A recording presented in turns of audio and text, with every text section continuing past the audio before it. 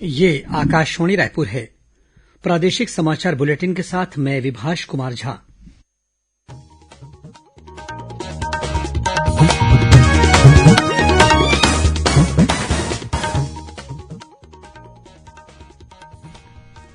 और अब पेश है आज के मुख्य समाचार। केंद्र ने 15वें वित्त आयोग के तहत प्रदेश में स्वास्थ्य सेवाओं की बेहतरी के लिए करीब 339 करोड़ रुपए के प्रस्ताव मंजूर किए। छत्तीसगढ़ उच्च न्यायालय ने प्रदेश की प्राथमिक शालाओं में शिक्षकों की पदोन्नति पर लगाई रोक। राज्यपाल और मुख्यमंत्री ने भूमकाल स्मृति दिवस पर जननायक वीर गुंडाधुर को दी श्रद्धांजलि। बस्तर में हुए विभिन्न कार्यक्रम। और प्रदेश में हवा की दिशा बदलने के साथ ठंड फिर बढ़ने के आसार।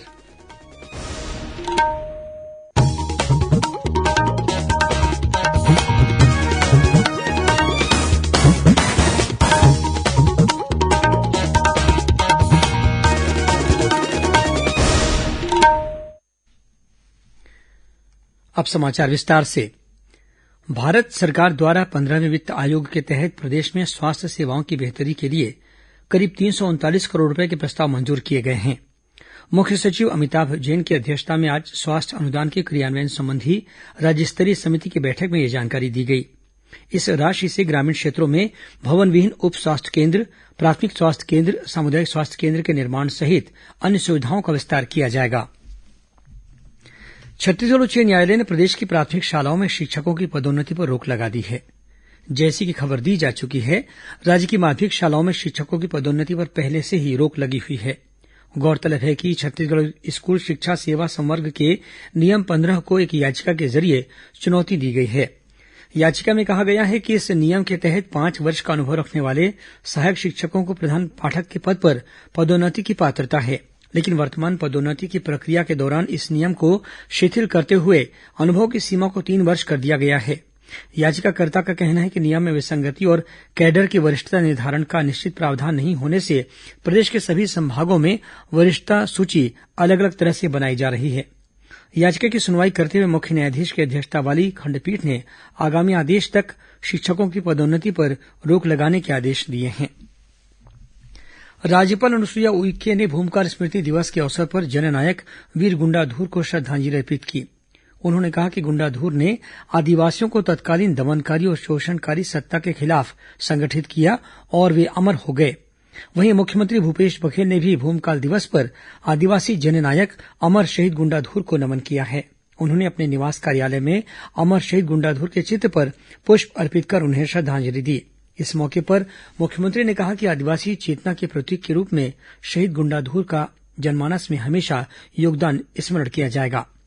गौरतलब है कि करीब 111 वर्ष पहले बस्तर क्षेत्र में आदिवासियों के जननायक गुंडाधुर के नेतृत्व में भूमकाल आंदोलन की शुरुआत की गई थी।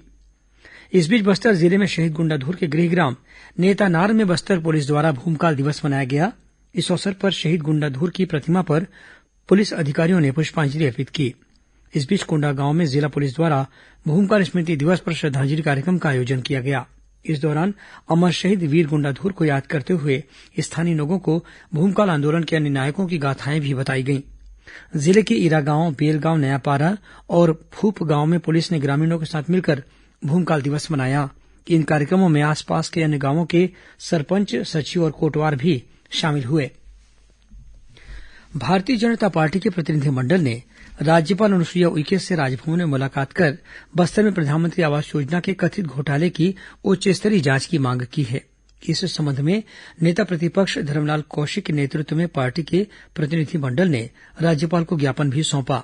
इसके साथ ही पार्टी कार्यकर्ताओं के साथ पुलिस के कथित दुर्व्यवहार को लेकर भी भाजपा प्रतिनिधिमंडल ने राज्यपाल से चर्चा की।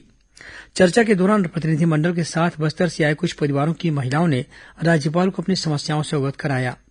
राज्यपाल ने बस्तर के कलेक्टर और पुलिस अधीक्षक से फोन पर बात कर इनकी समस्याओं का त्वरित समाधान करने के निर्देश दिए।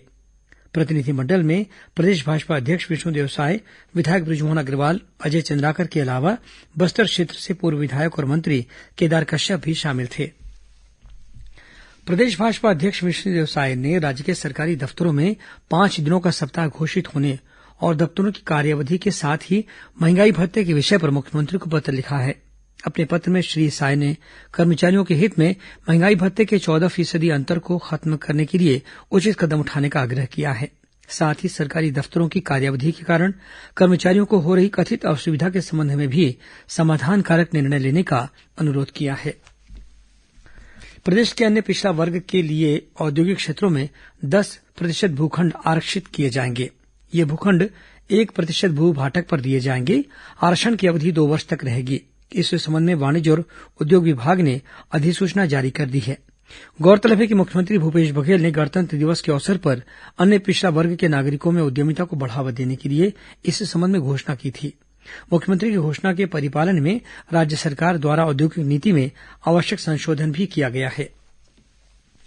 अखिल भारतीय आयुर्विज्ञान अनुसंधान संस्थान एम्स ने घोषणा की है कि अस्पताल में भर्ती होने और सर्जरी करवाने से पहले रोगियों की कोरोना जांच नहीं कराई जाएगी।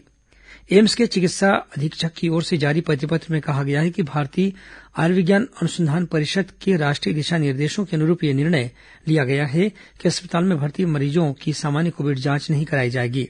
उधर प्रदेश के रायगढ़ जिले में कोरोना संक्रमण के मामले लगातार कम हो रहे हैं। इसे देखते हुए जिला प्रशासन ने नाइट कर्फ्यू हटा दिया है। साथ ही सरकारी दफ्तरों में कोरोना से बचाव के निर्देशों का पालन करते हुए सभी कर्मचारियों की उपस्थिति अनिवार्य कर दी गई है। प्रादेशिक समाचार आप आकाशवाणी रायपुर से सुन रहे हैं।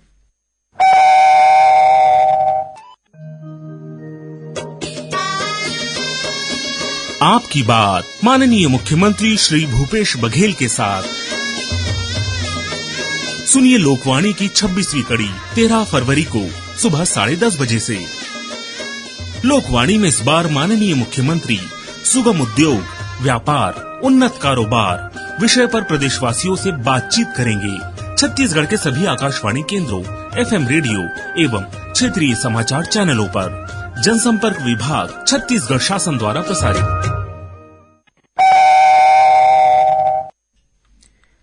और अब आगे बढ़ते हैं बाकी के समाचारों की ओर। राज्यपाल अनुसुईया उइके ने राज्य वीरता पुरस्कार प्राप्त करने वाले बच्चों को अपनी ओर से 21-21 हजार रूपये की प्रोत्साहन राशि देने की घोषणा की है। राज्यपाल ने आज राजभवन में वीरता पुरस्कार प्राप्त करने वाले बच्चों से मुलाकात की। मुलाकात के दौरान बच्चों की वीरता और सूझबूझ के किस्से सुनकर वे उनसे प्रभावित भी हुई। इस अवसर पर राज्यपाल ने बच्चों को रजत पदक, प्रशस्ति पत्र और प्रोत्साहन राशि का चेक प्रदान किया। यह राशि छत्तीसगढ़ राज्य बाल कल्याण परिषद द्वारा वर्ष 2020 के लिए उन्नति शर्मा, जाह्नवी राजपूत और दुर्गेश सोनकर को दी गई। वहीं वर्ष 2021 के लिए अमन ज्योति जाहिरे और शौर्य प्रताप चंद्राकर को प्रदान की गई। दंतेवाड़ा जिले में सुरक्षा बलों ने 4 माओवादियों को गिरफ्तार किया है। मिली जानकारी के अनुसार केंद्रीय रिजर्व पुलिस बल सीआरपीएफ के जवान तलाशी अभियान पर निकले हुए थे। इसी दौरान सुरक्षा बल के जवानों ने अरनपुर थाना क्षेत्र से इन माओवादियों को गिरफ्तार किया। घटनास्थल से 3 किलो के 2 टिफिन बम सहित बड़ी मात्रा में विस्फोटक भी बरामद किए गए हैं। देश के मतदाताओं को अपने मताधिकार के प्रति जागरूक करने के उद्देश्य से भारत निर्वाचन आयोग ने मतदाता जागरूकता प्रतियोगिता का आयोजन किया है। इस प्रतियोगिता का नाम है मेरा वोट मेरा भविष्य है, एक वोट की शक्ति। इसके तहत प्रश्नोत्तरी, नारा लेखन, गीत गायन, वीडियो निर्माण और पोस्टर निर्माण की स्पर्धाएं शामिल हैं। इसके लिए प्रविष्टियां किसी भी आधिकारिक भाषा में 15 मार्च तक ईमेल के जरिए जमा की जा सकती हैं। सभी प्रतिभागियों के लिए 3 श्रेणियां निर्धारित की गई हैं। केंद्रीय माध्यमिक शिक्षा बोर्ड सीबीएसई की 10वीं और 12वीं कक्षा की दूसरे सत्र की बोर्ड परीक्षाएं 26 अप्रैल से शुरू होंगी। सीबीएसई की अधिसूचना में कहा गया है कि सभी संबंधित पक्षों के साथ विचार विमर्श और कोविड महामारी की स्थिति पर विचार के बाद 2021-22 के लिए दूसरे सत्र की परीक्षा स्कूल में कराने का फैसला किया गया है। सैद्धांतिक परीक्षा 26 अप्रैल से शुरू होगी और प्रश्नपत्रों का प्रारूप बोर्ड की वेबसाइट पर उपलब्ध नमूना प्रश्नपत्रों के अनुरूप ही होगा। विद्यार्थी उन्हें आवंटित किए गए परीक्षा केंद्र पर परीक्षा दे सकेंगे। बिलासपुर जिले में मस्तूरी विकासखंड के बिनैका गांव के 5 श्रमिक परिवारों के 19 सदस्यों को महाराष्ट्र के ईंट भट्टे से मुक्त कराया गया है। ये मजदूर नागपुर जिले के गड़े गांव में संचालित ईंट भट्टे में काम कर रहे थे। बिनैका गांव में रहने वाले इन मजदूरों के एक परिजन ने बिलासपुर कलेक्टर से मिलकर इनके साथ दुर्व्यवहार और मारपीट किए जाने की शिकायत दर्ज कराई थी। इस आधार पर बिलासपुर कलेक्टर ने नागपुर में जिला प्रशासन से संपर्क कर मजदूरों को मुक्त कराने की पहल की। और अब पेश है मौसम का हाल। प्रदेश में हवा की दिशा बदलने के साथ ही एक बार फिर ठंड लौटने के आसार हैं। मौसम विभाग के अनुसार प्रदेश में 12 फरवरी से एक बार फिर उत्तरी हवाएं चलने की संभावना है। इस वजह से प्रदेश का मौसम शुष्क रहेगा।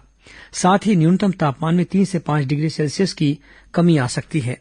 इस दौरान अधिकतम तापमान में विशेष परिवर्तन होने की संभावना नहीं है। इस बीच आज रात राजधानी रायपुर सहित प्रदेश के कुछ स्थानों पर हल्की से मध्यम वर्षा होने के कारण वातावरण में दिन भर नमी रही। कुछ खबरें संक्षेप में सुन लीजिए।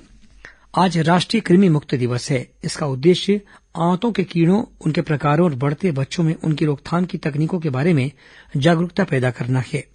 रेल यात्रियों की सुविधाओं को ध्यान में रखते हुए रायपुर रेल मंडल से होकर जाने वाली कोरबा अमृतसर त्रि-साप्ताहिक ट्रेन की सुविधा सप्ताह में 3 दिन से बढ़ाकर 4 दिन कर दी गई है। राजनांदगांव जिले के डोंगरगांव में पुलिस ने नदी की रेत में छिपाकर रखी गई 11 मोटरसाइकिलें बरामद की हैं।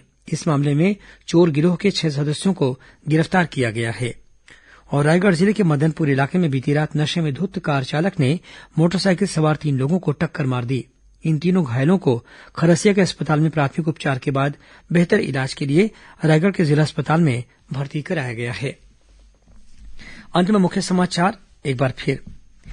केंद्र ने 15वें वित्त आयोग के तहत प्रदेश में स्वास्थ्य सेवाओं की बेहतरी के लिए करीब 339 करोड़ रुपए के प्रस्ताव मंजूर किए। छत्तीसगढ़ उच्च न्यायालय ने प्रदेश की प्राथमिक शालाओं में शिक्षकों की पदोन्नति पर लगाई रोक। राज्यपाल और मुख्यमंत्री ने भूमकाल स्मृति दिवस पर जननायक वीर गुंडाधुर को दी श्रद्धांजलि। बस्तर में हुए विविध कार्यक्रम। और प्रदेश में हवा की दिशा बदलने के साथ ठंड फिर बढ़ने के आसार। इसी के साथ प्रादेशिक समाचार बुलेटिन समाप्त हुआ। नमस्कार।